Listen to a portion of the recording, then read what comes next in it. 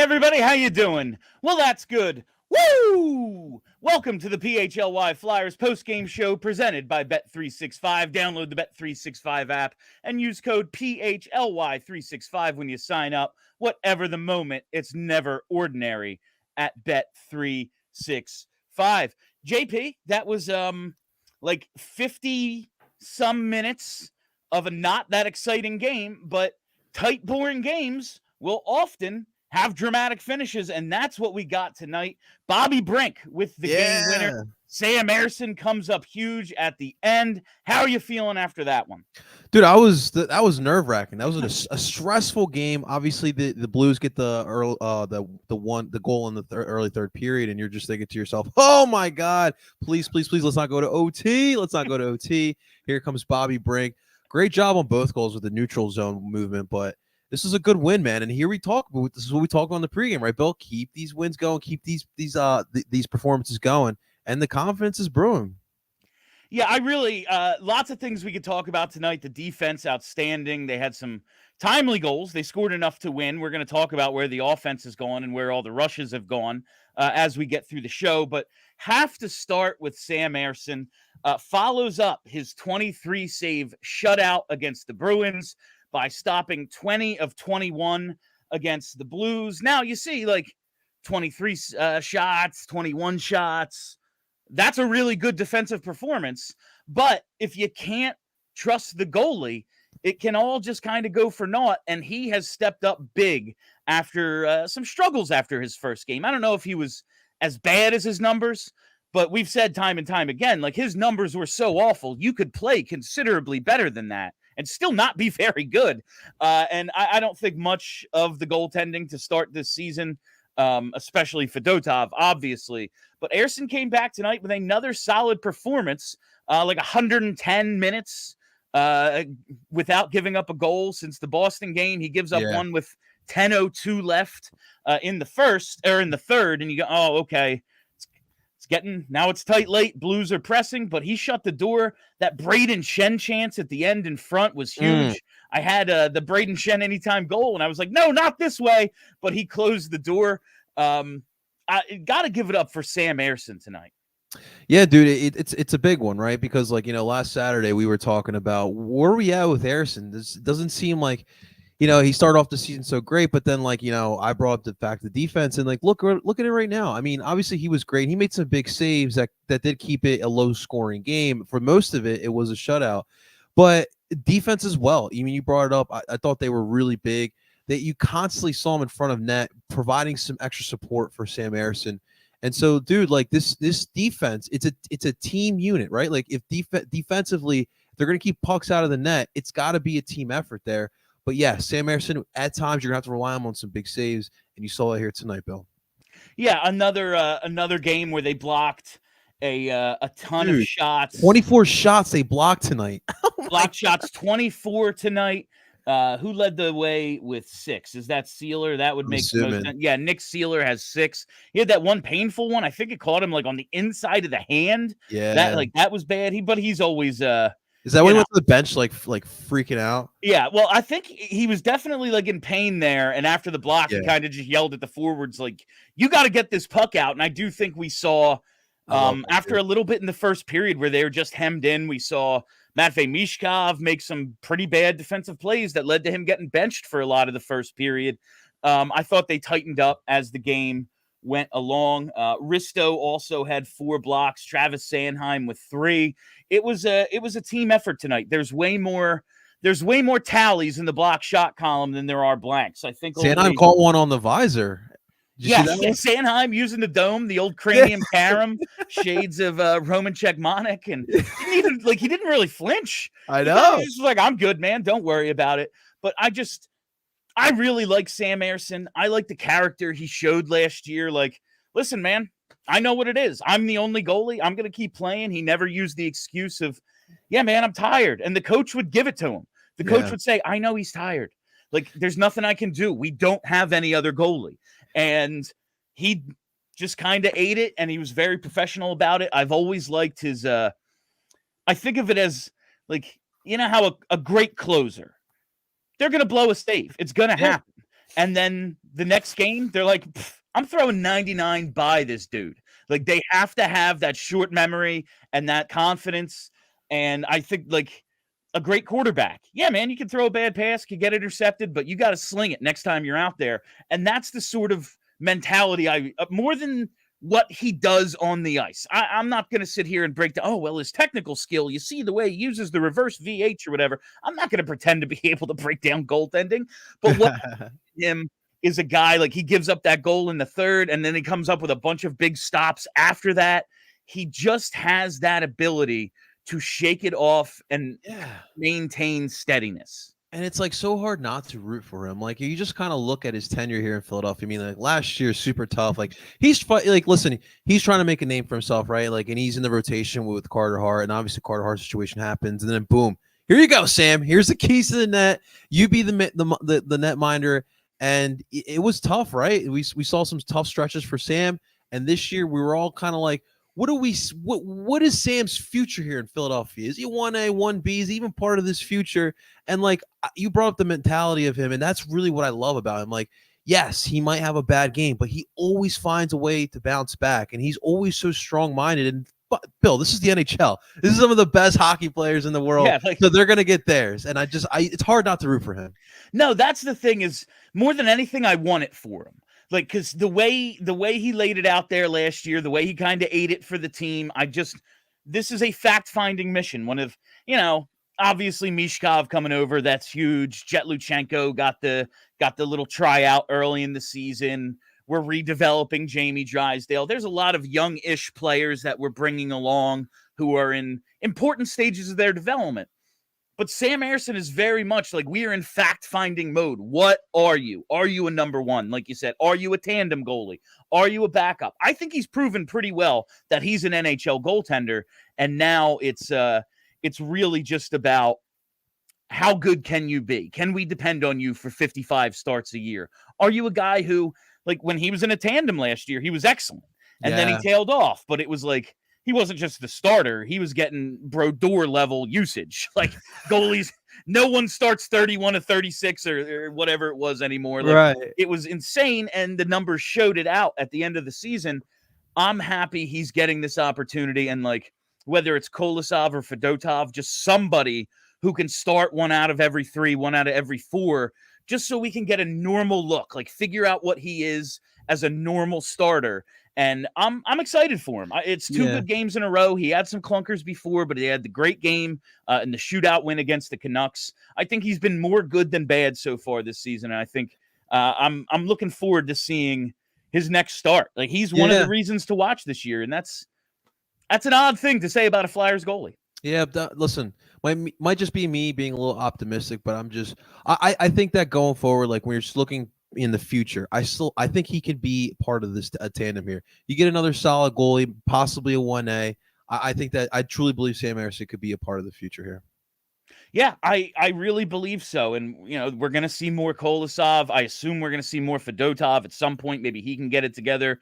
You look at, what Zavragin is doing in the KHL, like, hot damn, he might be the best of all of them. But right now it is Ersson's net, and I think he's been more good than bad this year. So we'll just have to wait and see. But we really got to give it up for the defense tonight. And when I say the defense, it's not just the 6 guys who play, who are defensemen.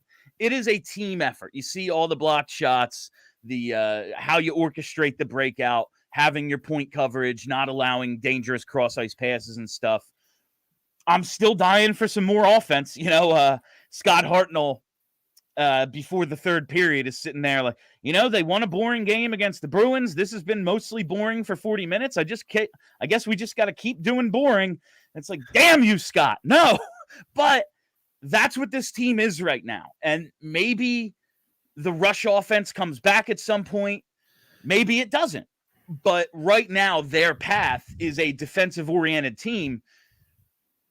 I don't know if you can, down the line, when they're looking to be, much better than they are now, contend eventually. I think you need a dynamic offense to win the Stanley Cup. Absolutely. Yeah. But I think we have some pieces who will score goals in their careers. And right now, if the focus is we're going to turn you into complete players, I guess I can live with that. Yeah, no, right? But the thing is that I mean, you kind of saw last year, right? Like the Florida Panthers, everyone's trying to be the Florida Panthers, and you see how well balanced that they are, and I just love the mentality. And we talked about in the pregame show, but it does feel like they're getting back to that, creating that that offense from your defense. I did see some long passes. I mean, like I know we'll talk about the goals, but I mean, you look at that first goal. I mean, just the way that they were able to just skate through the neutral zone and find the open guy on the outlet. But it's just the little things like that you kind of want to see going forward. And yes, the top end talent will come, and you definitely do need that dynamic offense. But this is definitely the crux of a great start for this team, man. Absolutely, and there are some individual efforts we need to point out. That Ryan Poehling, I mean, he dressed up. I saw this tweet. I stole it from somebody. I'm sorry, I don't remember who. But Ryan Poehling dressed up as Connor McDavid for Halloween tonight.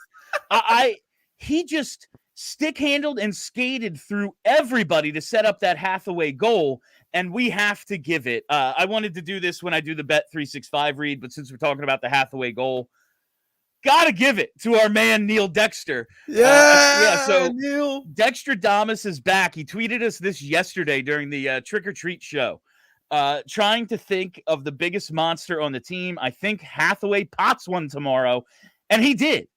Neal Dexter also, he predicted 2 goals for Couturier. Did not predict the hat trick, but my God, he hadn't scored in 32 straight, and he predicted a multi-goal game for Coots. Neal, we might have to bring you on as like our anytime goal expert, because I am just getting absolutely hosed on these anytime goals. I mean, I bet Matvei Michkov, and he freaking gets benched in the first period. Like, can't get much worse than that. Don't listen to Bill. Do the opposite. Like, if you can get no on a goal, I don't know if Bet365 has no goal scorers, but if you can get no somewhere, if I'm betting the guy, bet no. He won't score a goal. I don't care what the juice is. You're gonna win. What's the nickname we gave? What's a nickname we gave to Neal? Neal Dextradamus. He called himself Dextradamus. Dextradamus. Like, it's Nostradamus. Your name is Neal. It's Neal Stradamus. Come on, man. But you know what? Who am I to argue with the guy who is absolutely on fire right now? It's not like he's like, oh, I think TK is gonna score. Like, he's picking Couturier on a 32-game goal drought. He's picking Garnet Hathaway, who like scores 6 goals a year. Give it up to Neal, man. You are a staple. We need you in our pregame every night, so I can pick my bets, quite honestly.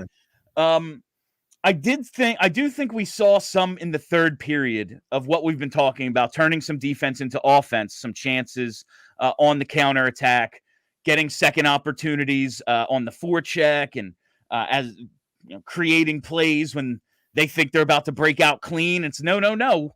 We play all 200 feet of these ice and able to create some stuff, but I thought tonight was a real opportunity for the offense to break out. It's why I didn't bet the under going in. And now, again, don't listen to me.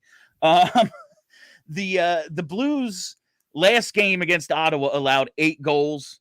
They've allowed 13 over the previous 2 games before tonight. They allowed 4+ in 5 of their first 10 games. That's a lot of goals to give up. They came in allowing almost 32 shots a game. They give up the 8th most shots in the league. I thought, okay, here's an opportunity to get this offense going against a team that has had trouble defending all year. But to the Blues' credit, they locked it down like the Flyers have. The Flyers were struggling defending a lot early in the year. In the last few games, they've looked a lot better. You know what you notice in this one, because I mean the shots. I'm trying to find I'm pretty sure the shots were pretty even. Yeah, exactly even. It's like mid-20s a piece. Yeah, and like it just what it really felt like, Bill, is that this St. Louis did a solid job tonight, just keeping the puck in our defensive zone, and that's really why I feel like we didn't put up as many shots as we probably should have, because obviously, like we talked about before this, defensively St. Louis hasn't been the best. We definitely should have put up more shots, but that just goes to show we got to eliminate some solid possession from the opposing team in our own end. And we're starting to see that defense now. It's something they're going to have to turn into offense soon. Like, you do need to get the offense going. 1 or 2 goals a game is not going to win you very many games, and it's a ton of stress on your goaltenders. It's, sometimes it's not the number of shots. It's, like the high leverage innings, the high leverage pitches. Every save Ersson makes is a high leverage save because it's a 1-2 goal game every single night. And that's a lot of stress to put on your goaltender, but it is a hell of a test for him. We did get a tweet from WizWit17 that I wanted to bring up because it's something I want to bring up to Charlie. Where's the rush offense gone? And Chris Ostrowski said, not sure how many people have noticed it, but Torts has grown tired of the lack of offensive skill and totally scrapped the blow the zone rush attack style and 180-degree flipped the old Torts, crashing 5 down on D, and we have to win every game 1-0. And I think there's a couple of reasons for this. Now, last year, Tortorella said he opened up the offense to be a little like, hey, man, if there's a blocked shot, if there's one of those mesh points where there's a puck battle, the weak side winger can blast the zone, and let's see if we can get, a 2-on-1 or a breakaway or something. We haven't seen it as much this year, and I think there's a few reasons for it. One, when they do have the opportunities, the passes are just off. They brought that up on the broadcast tonight. There was a couple times where you saw it was there, and then I think in the third period, Couturier was like this close to springing Michkov, and he just kind of fanned on it, kind of just bunted it. I just think that disconnect we're talking about, the team moving up the ice as 5, having really strong passing, being accurate with passing, that's been off. I think that's one of the main reasons for it. I think the goaltending that they got to start this year, it's like, well, we can't cheat for offense. Like, if every chance is going in, we can't give them any chances, and it is a risk. When your guy takes off, now it's 5-on-4. If we lose that battle, you can't do that. So I think that's a reason for it. And I do think there was an element last year of we have to cheat for offense because we never score on the power play. Like, the power play is so freaking bad. Now, they didn't score a power play goal tonight, but they're like 10% better than they were last year. With a functional power play, maybe you don't have to cheat for as much offense, or at least that's the thought. Like, okay, well, we'll get 2, 3, 4 chances a game. If we convert one of them, if we're 1 out of 5, something like that, like we don't have to cheat as much. And I think all of those things have combined to kind of make those really fun rush opportunities that they got so many of last year. Like, they had 5 penalty shots last year. That's the other thing. I think there's a sustainability element of this. Like, they were 5 for 5 on penalty shots last year. They set a record. They had 16, 18 shorthanded goals, whatever it was. They led the league. Right. That kind of stuff is just insane. And it's pretty difficult to repeat. Like, that level of efficiency in creating that many chances. I think all of that is now coming back to, you're not going to get 3 breakaways a game. Like, that's just not something that's going to happen. So I guess the question has to be, like, how sustainable, because it still does kind of feel like that if it's not off a rush, they're not putting a quality chance in on net. Like, how sustainable is that? Like, I feel like at some point you are going to have to be able to create some offense in your zone, be a little bit more patient. It doesn't feel like that there's any other ways for them to score besides the rush. No, they're getting the defense. It's absolutely coming around again. Like 23 shots against the Bruins, 21 tonight. That's good. That's good stuff. But last year it was both. It was shot suppression. They gave up the second fewest shots in the league. And I think they got the 9th most. That has not been the case this year. They're not close to 30 shots most night. And you need 30, especially on a team that doesn't have like, oh yeah, man, well, we have 3 guys who, they shoot 20%. So even if we don't get that many shots, we can score. Like, the Flyers need to shoot in volume to rack up goals, and they just haven't been able to. Now that the defense seems to be coming around, the next step is turning that defense into some offense. I saw some signs of it tonight, and it was just like, the passing's a little off, or we almost got it. It was that. It's like, but it's a work in progress, and I think things like Michkov just getting more comfortable. I think he's starting to come around a bit. He's in a little bit of a slump right now, 3 games without a point, but I saw some promising things out of him, I think, in the second and third period. I think it's going to come. There's a lot of guys here who we think can score a decent number of goals, but as good as the goaltending and defense has been, the offense just hasn't been there the last few games. And really all season.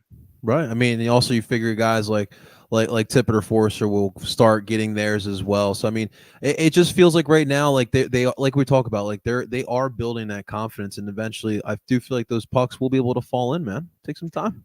All right, before we go any further, I got to tell you about our presenting sponsor for each and every PHLY Flyers postgame. It's our friends at Bet365.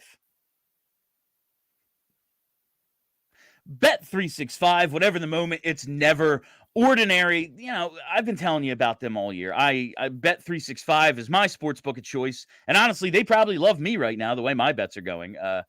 Follow Neal Dexter, see what he has to say about all this. Yeah, I've been really enjoying Bet365 though. You know, it's the early payouts I think are just a really different, cool feature. If the Flyers ever open up a 3-goal lead, they'd have to score 3 in order for that to even be possible. But if they ever open up a 3-goal lead, you bet the Flyers on the money line or you have them in a parlay, you don't have to wait till the end of the game. Boom, you're a winner with the early payouts. I'm a big fan of Bet365. I think you will be too. So download the Bet365 app. Use code PHLY365 when you sign up to get $200 in bonus bets when you bet just $5. Whatever the moment, it's never ordinary at Bet365. Must be 21 or older and physically located in Pennsylvania. If you or someone you know has a gambling problem and wants help, call or text 1-800-GAMBLER. Just a side note, I know I'm supposed to say Pennsylvania because we're like a Philly-based company. It works in Jersey too. I don't want Arlo. I'm in Jersey right now. I placed my bets. I wish I hadn't, Same. but I did. Yeah, it works in Jersey as well. So just a little side note there. I know we have plenty of Jersey folks joining us. And now it's 1-800-588-2300 Empire. Today. With Empire Today, you get shop at home convenience, the right product for your needs, quick and professional installation, and a price match guarantee. I've been telling you about Empire for months now. You know they're the #1 place to get new flooring. Forget the copycats. Forget the low quality that they're going to put in your home. You don't want that. They're advertising something that, there's a reason it's that cheap. You want to go with Empire because their philosophy is to help you find what you need, not overwhelm you with thousands of choices and substitutes. What they leave out of their selection is as important as what they put in. Empire's product team exhaustively combs through thousands of product samples each year to find the perfect styles, and you can see those styles with the virtual floor designer. It's super easy. All you got to do is snap a picture and instantly see how new floors will look in your room. So schedule a free in-home estimate today. All listeners can receive a $350 off discount when they use the promo code PHLY. Restrictions apply. See empiretoday.com/PHLY for details. I got to talk about Bobby Brink tonight. Bobby. I know that Bobby Brink is a flawed player and he's a young player, and maybe John Tortorella doesn't trust him as he's a set and forget 82 game a season, definite NHL player. That's fair. Second round pick. He again has flaws, not the biggest guy, not the fastest guy, but he's never going to play 20-plus minutes in all situations. But I thought he was solid tonight. I thought he did some things in the defensive zone. He made a couple plays. He was physical and made some dangerous cross-ice passes on the power play. They didn't score on the power play, but I thought he was one of the guys who popped a little. And then he scores the game winner in a game. It's tied in the third. You badly needed it. I am a big fan of Bobby Brink, and we're talking about how badly this lineup struggles to create offense. Yep. Bobby Brink creates offense. Say whatever you want about the rest of his game. He is a guy who can create scoring chances for you out there. He and Farabee have shown a pretty good chemistry going back to last season. They combined on the goal tonight. Yeah. I'm just happy for Bobby Brink, and I hope he's bought himself a little bit of time here. No, Bill, absolutely. And listen, I love the line with Lawrence, Farabee, and Brink. Obviously, that goal was some great passing by all those guys. Well, Bill, can we talk about my man, Chekin Alexei Toropchenko, 6'6", 222 pounds? Yeah. Are you kidding me, Bill? Listen, man, low man wins. Bobby has the leverage there. He can get underneath him, put a good hit on him. Dude, it was great. I think he got a little stronger this offseason. I like Bobby Brink a lot. And that check got me out of my seat, man. That was good stuff. Yeah. That was really good stuff. I love when the little guys get physical, like Andre throwing that punch last game against Boston. You need to be feisty out there. Like, this team has a general manager who was a small player who had to fight for his space out there. And Yeah. I think he is a great role model, a great example for dudes like Bobby Brink and Morgan Frost, even the defensemen like Emil Andre, smaller guys who, listen, ain't no one going to take it easy on you. And sure, you're not going to win like a physical confrontation every time, but you need to be willing and you need to be able to punch back. And that's something we're seeing a little bit out of Brink right now. I love it. You know who else likes that, Bill? John Tortorella. Absolutely. Absolutely. And maybe that's just that little bit of fight he needs. And scoring the goal obviously is big. They've won 2 in a row now. Torts is not going to want, I assume, to mix up the lineups after the 2. I won't say most impressive. I guess the Boston game was impressive, but like the 2 best efforts of the season, I would say, just in terms of the defensive responsibility, the way the team as a whole played. You want to see more offense. Again, we're going to talk about that all night.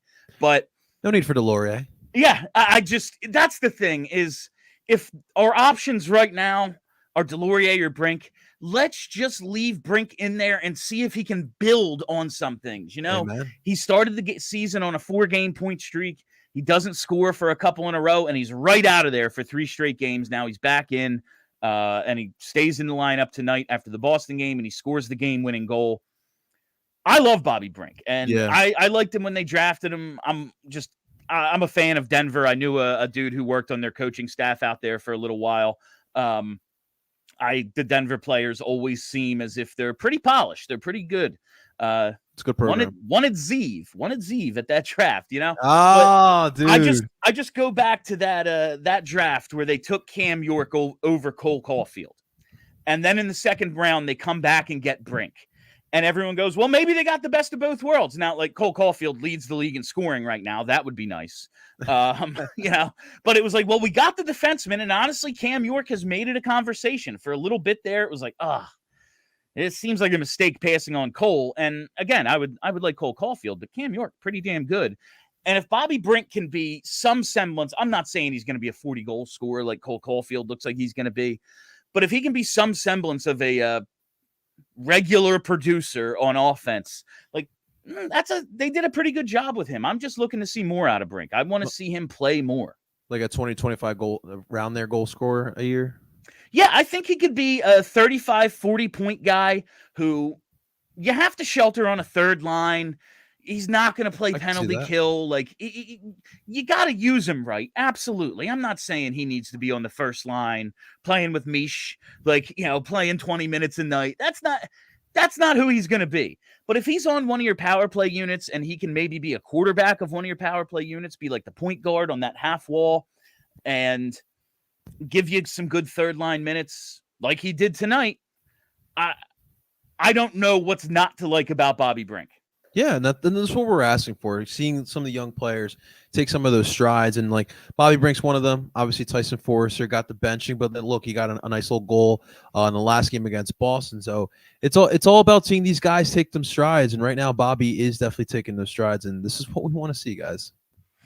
And while like again, they only had 21 shots on goal, I like to see the distribution of the shots. Only a few guys had 0 shots on goal tonight. It was Ryan Poehling had none, and he created the first goal with some outstanding puck handling and skating, weaving through the defense.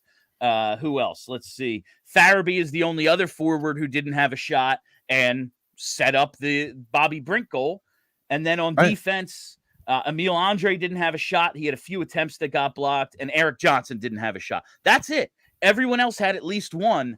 I at least like to see the even distribution. It's not like, well, Owen Tippett had 7 and everyone else had 2, you know, like combined.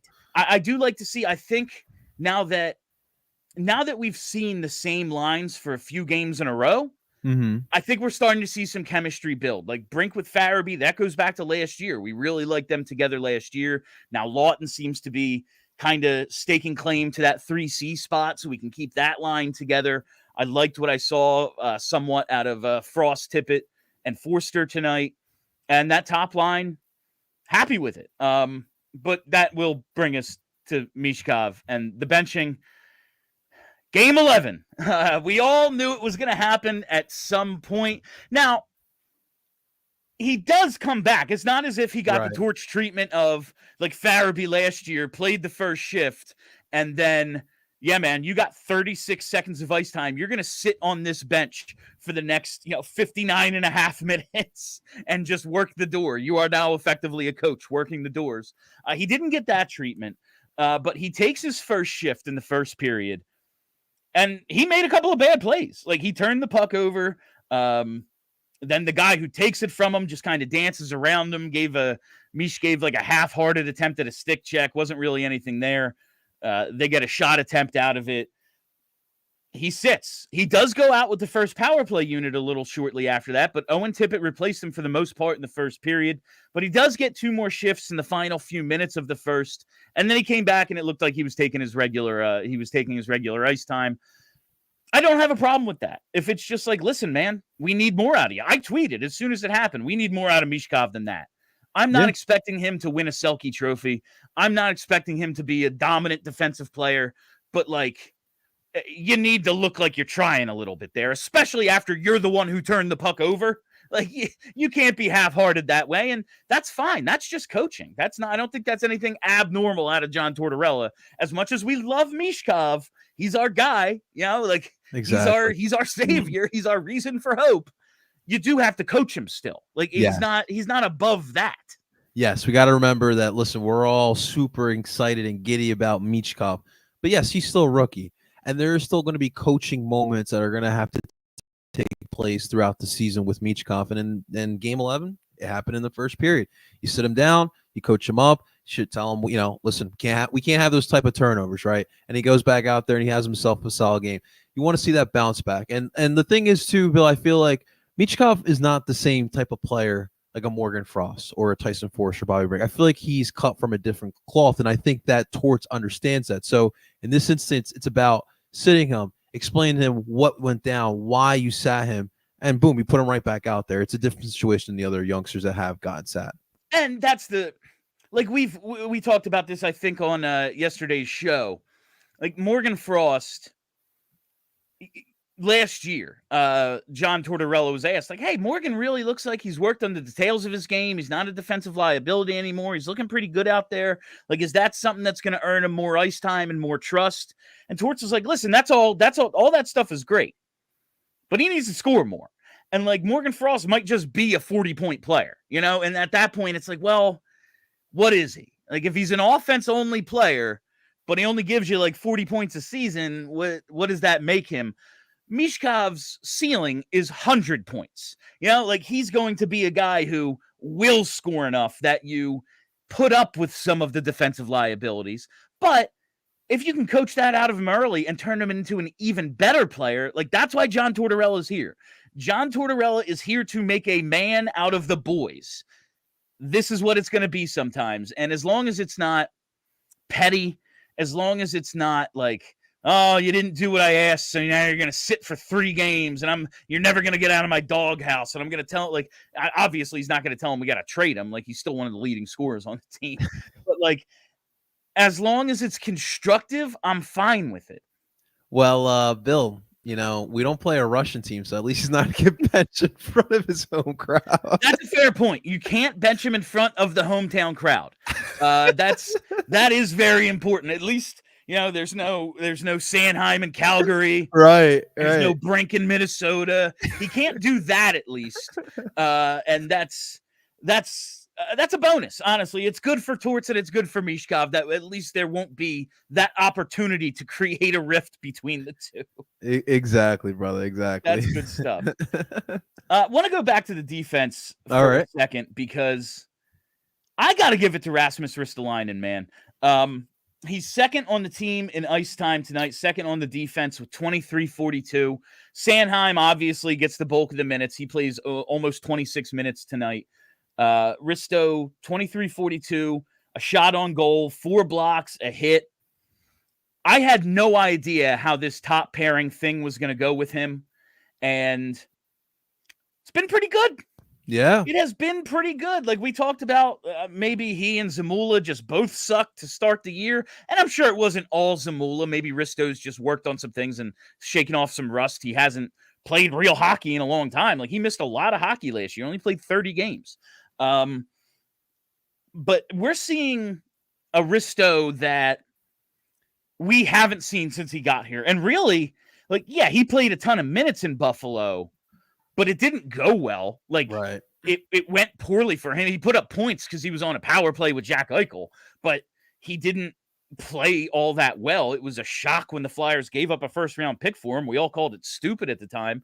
And last year, when he did play, it was like, Brad Shaw's really worked with him. He's worked on his defense. He doesn't suck anymore, and that's cool. Like, that's great, but we want a little bit more out of him, and we've gotten way more than I ever expected out of him since he's moved up to the top pair, since the York injury, and they badly need it. Before we go any further, there it is. I got to tell you about Shady Rays, baby. Let's go. It's hard to make these straight with the headphones on. Get ready for the season ahead with quality shades built to last. Our friends at Shady Rays have you covered with premium polarized shades that won't break the bank. Shady Rays is an independent sunglasses company offering a world-class product rated 5 stars by over 300,000 people, and I'm one of them. Their shades have durable frames and crystal clear optics, making them the perfect choice for all outdoor or indoor adventures. You know how sometimes polarized glasses can mess with your eyes? Like if you're driving, you look at your nav screen or something, and you're like, oh, this is horrible. I am looking at my laptop screen right now. I am reading this, and I'm having no problem doing it. That's how clear the optics are with Shady Rays. So you got to go to get your Shady Rays today. I'm a big fan. My wife's a big fan. We are a Shady Rays family, and you can be part of that family as well. Exclusively for our listeners, Shady Rays is giving out their best deal this season. Head to shadyrays.com and use code PHLY for 35% off polarized sunglasses. Try for yourself the shades rated 5 stars by over 300,000 people. And while we're here, why don't I tell you about Rothman Orthopedics, one of our newer sponsors here on the Flyers show. You have joints aching, hands cramping, maybe that back out of whack. Listen, man, we're all getting a little older. Things just aren't quite the way they used to be. Maybe you were an athlete when you were younger, you recover quick. Now it's like, oh man, I ran for like 5 minutes yesterday and I'm in pain. Well, Rothman's got you. At Rothman Orthopedics, practicing specialized care has been their passion for over 50 years. Their mission, it's high-quality, compassionate, and affordable care rooted in research. Research leading to new treatments and better outcomes. Each Rothman doc is laser-focused on their specialty. Hip, knee, spine, you name it. They have a team for each body part right in your backyard, so you can score some goals, drop the gloves, whatever it might be, and root for your teams like no other fans in the country. They're Rothman Orthopedics, and they specialize in you. Rothman Orthopedics, specializing in orthopedics and you. Visit rothmanortho.com/PHLY to learn more and make an appointment today. All right, and with that, we are now joined by Philadelphia's #1 hockey beat writer. It is Charlie O'Connor. Chuck, before we get into the nonsense I want to ask you about, no, not a ton of nonsense tonight. Pretty straightforward game. Thoughts on the game, reactions from the team. How are you feeling? How are they feeling after this one? Yeah, I think the general consensus from the team is basically just that number one, Sam Ersson was great, which he was. Second straight game, he's been awesome.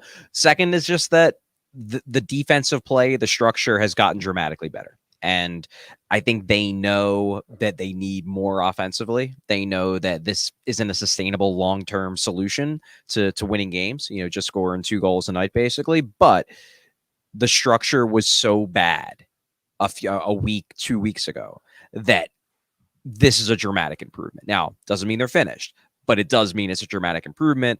This was a toss-up game to me. This really could have went either way. It was basically even. The Flyers just made one more play than the Blues, who, in fairness, are not a very good team. But the Flyers need wins. With the hole they dug themselves at the beginning of the season, they don't need style points right now. If they want to stay, in the mix where these games are going to continue to matter well into 2025, need wins. And the last 2 games, they've gotten wins. And that's the most important thing. That and the fact that the goaltending, at least the starter, Sam Ersson, no longer a question. Charlie, the defensive game really seems to be coming around, But where have all the rushes gone?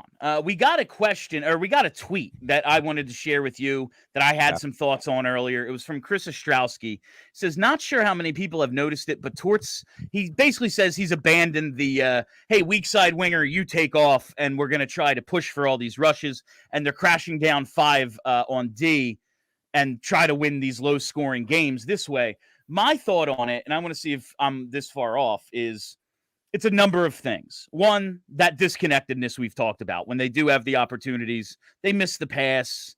Things just go a little wrong. They run into each other. We saw some of that tonight. Like, just that disconnectedness has kind of stopped it from really clicking.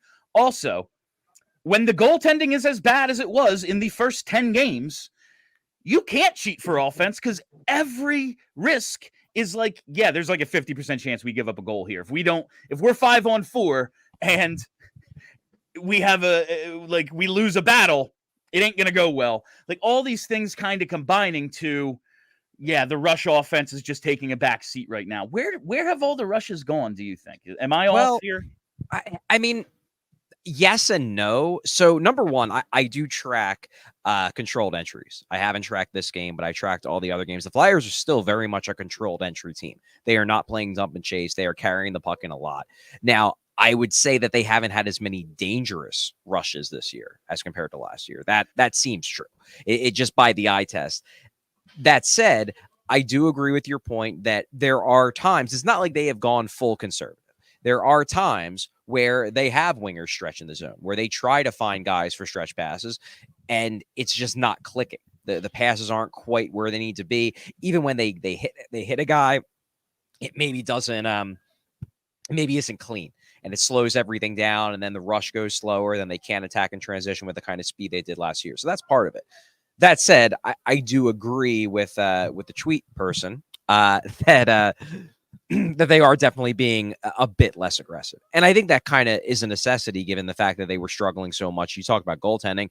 I'm going to say the defense too. You know, one thing that we talked about this earlier in the week, one thing that they've done much better at over the last 2 games, I would say, is covering the slot. You know, they had that one chance near the end of the game that Ersson has to make a big save on Braden Shen. But beyond that, they really haven't been giving up many chances in the slot area. They've been doing a much better job at defense. And is that necessarily linked to the lack of offense? Not necessarily, but they're probably cheating a little bit less. They're probably being a little bit more conservative. And so far, you know, I don't think this is the end game for the Flyers style, but in the here and now, I don't have an issue with it. Yeah. Oh, hold on, Jimmy. I know I told you were up, and then I had to follow up. My bad. Yeah. Like, I think when we say rushes, like, I did see a little bit more of like 5-man breakouts tonight, and those lead to some controlled entries. I guess I'm just talking about like the odd man rushes, you know, TK flies the zone. We win a battle. Sean Walker flips it up to him. Like, that just seems to have gone away a little bit. Like, there's less 2-on-1s, fewer. Sure. I'm sorry. You corrected me. Fewer 2-on-1s, fewer breakaways than there were last year. And like, that's just making the games a little bit more boring. But as Scott Hartnell said at intermission, I guess we just got to keep doing boring. There you go. Charlie, listen, speaking of entry, that first goal, love the way Hathaway kind of was just, he was a man determined and then finds Hathaway with the goal. But that fourth line, I loved it last year. Happy to see it back this year. Why would we ever break this up, Charlie? Well, what I can tell you is, I mean, this new look for line, because the fourth line to start last season was Delorier, Poehling, Hathaway. Then for the final maybe 2 months of the year, they got locked into this Cates, Poehling, Hathaway line. And that line by the advanced metrics was really good. Tonight, it was good. I mean, they make a really good play, and that was all Ryan Poehling. You know, that was a moment where we remembered why Bill picked him to win the Calder years ago. You're like, oh, yeah, he was a first-round pick. He does have skill. That was he's obviously not the guy who gets the goal. Hathaway gets the goal. But that doesn't happen if Poehling doesn't go end-to-end with the puck, goes through quite a few St. Louis Blues en route to the high-danger area, then to set up Hathaway. Just reminds you that these fourth liners, Ryan Poehling is probably just a really good fourth liner. Like, that is probably what he is if he ends up on a cup contending team, whether that's the Flyers or somebody else. But it just shows you that the really good fourth liners are still really freaking good at hockey. Oh, yeah, that's Charlie. He showed us why for at least one game You know, the very first game of his career, he was the all-time leader in goals per game. Scored a hat Indeed. trick in his debut. That was why I picked him to win the Calder. He did not. That did not happen. Not everything was sunshine and rainbows tonight, Charlie. There was a lot of fun stuff, especially at the end. You know, tight, boring games can lead to dramatic finishes, but there was a little bit of drama in the first. Right. Matvei Michkov benched after his first shift, and honestly, he deserved it. Was there any talk about that post game, or what did you think? Yeah. John Tortorella was asked about it, and he actually was pretty open about the fact that, he did sit Michkov. Obviously, it wasn't for an extremely long period of time. He probably missed maybe like 3 or 4 shifts at most. Was back in around like he kept him on the power play, so it was the first 5-on-5 shift that attracted Torts' desire. Kept him on the power play. Power play came up after, but he missed a bunch of 5-on-5 shifts. By the end of the first period, he was back out there. And basically what Torts said is, look, I'm not going to go into the specific details of what it is, but this is something that the thing that raised our eyebrows was something that we've been working with him on. We've been telling him he needs to do this. And Torts basically said, look, like there's part of me that I'm not sure how much he fully grasps what we're telling him to do. There's a language barrier. Absolutely. And what he wanted Michkov to do was just watch the game for a little bit. And he was like, look, he's learning the NHL. My guess, and this is based on things that Torts has told us before today, one thing that they've harped on with Michkov in the early going is not being as disengaged away from the play in the offensive zone, less about the defensive zone. Like, he had a couple turnovers and probably could have been harder on pucks there in that first shift. But in the lead up to that, he's just kind of hanging out by the side of the net. Konechny comes in to jet in to try to get the, try to add some pressure. I think their hope is that Michkov recognizes that and then kind of cycles back up to the top of the offensive zone so that then he's the third man high and they're kind of in constant motion. Whereas Michkov is inclined at this point to just kind of hang out by the high danger areas and wait for the puck to come to him. And I think what they're telling him is like, look, in the NHL, if you want to be the best version of yourself, you can't just do that. That's not going to fly. And my guess is that they saw that. And I believe Jackie Spiegel pointed out that right before Michkov got back on the ice for his first 5-on-5 shift of the first period after that play, he was talking with Rocky Thompson. They were looking at the iPad, and then Michkov got a little tap on the shoulder from Torts to start the second period when he obviously was fully put back into the rotation. Look, Torts basically said this is part of the process. And he even said today, he said, look, we might sit him for a game or two at some point down the road. I don't know. But the idea is that we're teaching a 19-year-old the NHL. And that's what's going on here. And, we knew something like this was going to happen eventually. It's game 11. And this is the first time he got sat for a few shifts. I didn't hate this way because it wasn't like he ended up sitting him the rest of the game. It would have honestly been a bummer for the fans who came out on Halloween night to get to see 2 shifts of Matvei Michkov before he gets relegated to the side of the bench. But it was enough to let him know that we're telling you to do this thing. You're not doing it, and you have to be held accountable. And I think it says something to the rest of the team too, that even the Phenom is getting held accountable when everybody knows we've been telling him to do something. We're mentioning it in meetings. We're mentioning it in tape studies. And then he doesn't do it. Yeah, he's going to have to sit for a little bit. Yeah, and I'm totally fine. Like, honestly, I didn't even notice the offensive zone stuff. I thought the defensive zone stuff was just so glaring in how half-hearted it seemed to me. Like, sorry, bro, you can't play that way. And as long as it's not petty, as long as it's not like a hanging offense where it's, he's in the doghouse now and there's no getting out. Like, this is just teaching. This is just coaching. I don't think this is any more like John Tortorella. It's Torts being Torts. Like, I don't think it's that. I think this is just how, like, sometimes you have to coach a kid. Even this is how good they are. And they said on the broadcast, like, listen, the captain got scratched. Joel Farabee played a 36-second game last year. This happens to everyone. Like, we were joking, like, at least, there can never be the rift between him and the coach that they sit him in his hometown because he's, they don't play in Russia. But, like, Sanheim got sat in Calgary. Bobby Brink got sat in Minnesota. This happens to everyone. You're not immune to it, and that's fine with me. And then he got him back out there, took his regular shift, and that's all. That's just good coaching to me. Charlie, I really like Emil Andre. I don't know how ready they think he is, but I think he can help this offense in ways of just getting the puck up the ice faster, making quick decisions. Obviously, the passing and his shooting ability and all that stuff will come around. Maybe we see him on Power Play 1 sometime soon. What have you seen out of Emil Andre in his first couple games this season? He's been impressive. He adds an element of puck moving and aggressiveness, both with and without the puck. We talked about this. We talked about this after the Boston game, that he is surprisingly physical for his size. He is not he doesn't shy away from contact, despite the fact that he's 5'9". I think.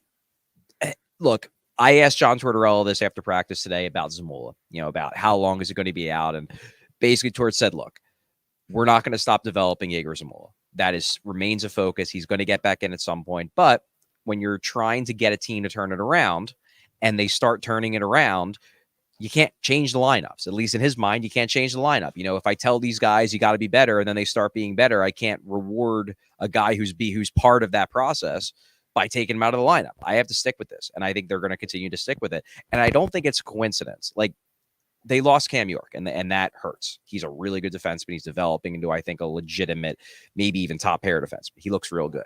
But I don't think it's a coincidence that the team defense has gotten significantly better since. Number one, Nick Seeler came back in the lineup because he's a really good defensive defenseman. And number two, Emil Andre replaced Yegor Zamula, who was the team's worst performing defenseman. So as much as they lost by losing York, I think they've gained by adding in Seeler and then swapping out their poorest performing defenseman for a kid who I don't think he's killing it, but he's been a net positive, whereas Zamula was a net negative. All right, just one more for you, Charlie, and then we'll hit 3 stars and get out of here. Lawton with Farabee and Brink, they score the big third period goal. We see that Farabee-Brink chemistry that goes back to last season. We really like them together. Think Bobby did enough to keep himself in the lineup for a few games? Well, I don't think the Flyers are going to change the lineup. Torts said this morning, number one, he's not bringing anybody in or out. Number two, he didn't even change the lines. Like, he's keeping the lines together. And I don't think he loves these lines, but his thing is, hey, we're winning. Let's pacify all you people who say that we're changing the lines too much. Let's keep them together, see if they can develop chemistry. I love the Farabee-Brink combination. I don't really give a crap who the center is. It could be anybody. It could be Poehling. It could be Lawton. It could be Frost. I just like that duo because it seems like they think in similar ways. They just know where each other are on the ice. And you saw it on that goal. I mean, that was a give and go, great pass to set up Brink right in front. Sometimes guys just they think in a similar way on the ice, and it seems like those guys do. All right, Charlie, it is now time for your 3 stars of the game. Hit us with star number 3. I like the graphic. I think that's the first time I've seen it in full screen. Third star. Who are we going to go with third star? Let's give the third star to Ryan Poehling. Great. He doesn't get a goal, only an assist, but that Hathaway goal was his goal. And based on the celebration, I think everybody knew it. They were getting a real charge out of the play. Like, oh my God, what a great play. It was a great play. And that was one of those moments where Ryan Poehling, as I said, reminds you there was a reason why he was taken in the first round. There was a reason why there was hype around him in Montreal. He has skill. He's obviously got speed. And while he might not be able to do that all the time, and that's why he's not a top line player, he can do it sometimes. And we saw, hey, this is why there are times where Ryan Poehling can get on a hot streak and look like a really good NHL player. I'm not saying he's not a good NHL player. I'm just saying in that moment, he looked like a guy where it's like, man, put him on the power play, give him 20 minutes a night. That guy looks awesome. And he obviously can't do it every night. But on that play, he looked like a top line player. And for that reason, he's my third star. We're going to clip just that part of you saying, put him on the power play, play him 20 minutes a night, and that'll be the headline of tonight. No, I stole this from Twitter. I said it earlier, but I want you to laugh about it too. Ryan Poehling dressed up as Connor McDavid for Halloween. Love that. That was good. All right, star number 2. Star number 2, I'm going to go with Bobby Brink. Bobby Brink gets the game winner in dramatic fashion. 3 minutes left in the game. I don't think he was incredible tonight. I didn't think he was fine. I thought that line was solid. But in the end, you get that kind of dramatic goal. You deserve a star. And I'm happy for Bobby Brink because obviously he got scratched for 3 games. He hasn't necessarily been in Torts' good graces, and Torts even said that after the game. He said, look, I've been up and down with him this year about his defensive play, but what I like about him is the puck seems to follow him. And on that play, puck followed him, and finally someone on the Flyers capitalized. So for that reason, Bobby Brink is my second star. All right, hit us with that first star, Charlie O'Connor. Yeah, I think you can guess who this is. It's Sam Ersson. Second straight great game. Unfortunately, he doesn't get a second straight shutout, but he had a real long shutout streak. Ersson's been great. And I don't think he's ever been bad this year. I didn't like his game against Minnesota, but beyond that, I think he's been fine. It's just that the difference now is that he's making those timing saves, I believe is what John Tortorella called it after the game. The saves where you need that big save at a key moment that isn't necessarily, it wouldn't be a bad goal if he gave it up. Like I'm thinking about those 2 breakaway shorthanded goals that he gave up a few games ago. Like neither of those neither of those are bad goals. They're breakaways. They're tough to stop. But not every breakaway goes in.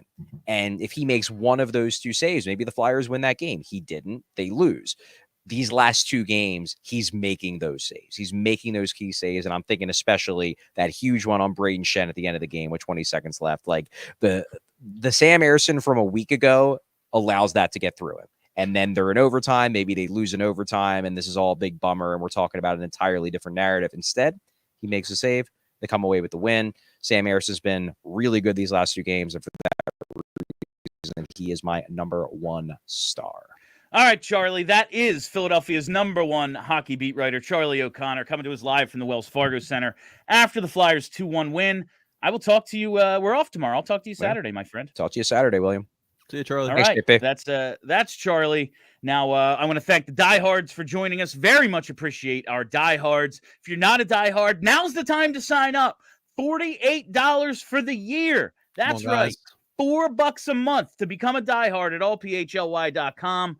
If not now, when? Offer runs till Tuesday, so you want to get in right now. Brenna, let's hit those super chats. I think we have a decent number of them. And the first one is from our guy, Neal Dexter. Okay, I'm starting to scare myself a little bit. I am retiring. No, Neal. No, I need your bets. I'm in the hole. My dog is hungry. I don't have kids, so I got to say my dog. But Neal called the Hathaway goal. He had the Couturier couple of goals the other night. He's on fire. We need you every pregame, Neal. You're not allowed to miss a pregame anymore. Yes, sir. All right. Let's hit this next one from Spiral Out. Going to bed, go Flyers, and PHLY postgame. Well, thank you for joining us. Appreciate it, Appreciate the super chat. Even if you didn't hang to the end, very much appreciate you hanging out with us as we celebrate a Flyers win. All right, from JH, go Flyers. One thing to make tonight better, Williams still has no goals, and tonight had a turnover in overtime that led to Crosby scoring the game winner. So Cutter doesn't have any goals still, so that's I think that's 10 games now. I literally just saw the play. It was a terrible, terrible turnover too, man. Oh man, I'm just hoping he's still in the NHL when we have our sweet takeover on. I think is it January 11th? I keep forgetting the date. I'm fairly certain it's January 11th. Yes, Brenda tells me I'm right. Yes. Sweet takeover. Go to allphly.com right now. The sale is only open to diehards, and diehards get a significant discount on the sweet takeover, but it'll open up to the general public, I believe, next week. But diehards, get your tickets to the Ducks game so we can boo Cutter. There's going to be food and drinks in the suite all night. I'm going to be there. Kelly's going to be there. Charlie's going to stop in. It's going to be a great time, and I think Brenna's going to be there as well. So you get to meet the person who honestly is making the show what it has been since she joined. Exactly. All right, let's hit that next super chat. From Adrian Franklin, what is the importance of Danny hitting on the pick with the Walker trade? Does he trade up using it? Sick shirt, Bill. Much love from Oss as always. Oh, is this one of our Australians? That's absolutely outstanding. Love it. Listen, they need high-end talent. Like I realize like it's the Walker trade. It's Colorado. Colorado, a little slow start to the year, but they did rattle off 5 in a row at one point. Like they're getting. Like Georgiev is statistically worse than Fedotov, or at least he was at one point, and that's harder to do than being awesome, honestly. Like being that bad. So you got to believe it's going to be a pick in the 20s, probably. But I don't know. I will be shocked. This is what I'll say about the first and second round picks they have. If they select 6 players with the 3 firsts and 3 seconds they have, I will be very surprised. Now, listen, like if things go the way they went for the majority of these first 10 games and the team just kind of stinks, like maybe they're better off not using them in trades and bringing in guys and kind of setting up for a little bit longer of a rebuild. But if they start building on what they're doing, and this team shows that what they did in the first 2/3 of last season is close to who they are, then yeah, you start thinking about like packaging some of those picks, trading some guys out, filling some holes, swapping some wingers for some centers and defensemen. They're going to make some of those picks, but I'll be shocked if they make all 6. All right, let's hit this next one. Thank you, Adrian. From Rory. Bill, please go watch Quitter OT turnover goal to Sid. I will. That's probably what I'm going to do as soon as we wrap up the show when we finish up these super chats. This sounds like it's going to make my Halloween, quite honestly. Oh, yeah, it is. You're going to love it. That's beautiful. That's beautiful to hear. All right. Thank you, Rory. Let's go to Linden49. Who starts in net Saturday? No, that's a great question. It's got to be Harris, no? You can't. He's let in 1 goal in the last 2 games. It's not as if his workload's been huge. Again, 23 shots against, 21 shots against. He's not facing 40 shots a night. But you don't want to you don't want to turn into a situation like last year. I think it's going to be Ayers. They're winning. They don't want to switch things up. They have the day off. I don't. If you're looking at this lineup and everything and going, well, we can't bring Zamula back in because, things are going well. We don't want to put Delorier in because things are going well. I think that probably has to be the same idea with the goalie, at least as long as there aren't any back-to-backs, but there aren't any back-to-backs till the end of November. Yeah. These next 4 games are going to be tough. You got Boston, Carolina, Tampa Bay, and Florida. So it's going to be an interesting little stretch here. Yeah, you have to get one of the other goalies into at least one of those games, but I don't know if I'm ready to get Ersson out of there when he's playing so freaking well. I agree. All right, let's hit this next one here from Vince, our boss, our spiritual leader. Why not us? Vince is very much always he's an optimist. He and Kelly are I love their optimism and the attitude. Why not us? Listen. Love them. Weird stuff happens sometimes. The Blues were in last place and won the cup. There you go. Stuff happens. Do we have any more? Was that 6? I believe that is all of them. That is all the super chats. So that is all the time we have for you on the PHLY Flyers postgame presented by Bet365. Download the Bet365 app and use code PHLY365 when you sign up. Whatever the moment, it's never ordinary at Bet365. Thank you all for listening. Thank you for hanging out. Make sure you're following us right here on YouTube. Hit that like button. I think that's important. And subscribe, hit the reminder bell so you know when we go live, all that stuff. I'll be back with pre and post game on Saturday. Follow us on Twitter. That's where I do most of my tweeting these days, at PHLY_Flyers. And follow the podcast as well. Wherever you get those, just search PHLY Flyers. Thank you all. My name is Bill Matz. That's JP Zapata. Until Saturday, let's go Flyers. Woo!